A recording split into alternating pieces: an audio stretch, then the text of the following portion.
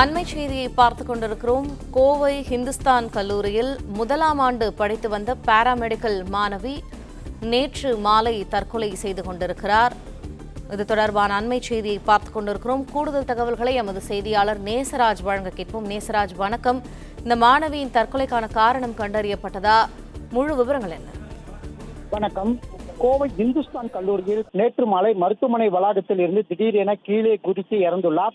இந்த சம்பவத்தை கண்ட மருத்துவமனை ஊழியர்கள் உடனடியாக பீளமேடு போலீசாருக்கு தகவல் தெரிவித்துள்ளனர். சம்பவ இடத்திற்கு விரைந்து வந்த பீளமேடு போலீசார் மாணவியின் உடலை மீட்டு கோவை அரசு மருத்துவ பிரேத பரிசோதனைக்காக அனுப்பி வைத்தனர். மாணவி அனுப்பிரியா தற்கொலை செய்து கொண்டதற்கான காரணம் குறித்து பீளமேடு போலீசார் தீவிர விசாரணை மேற்கொண்டு வருகின்றனர். இந்த சம்பவம் கல்லூரியின் மாணவர்களிடையே சோகத்தை ஏற்படுத்தியுள்ளது.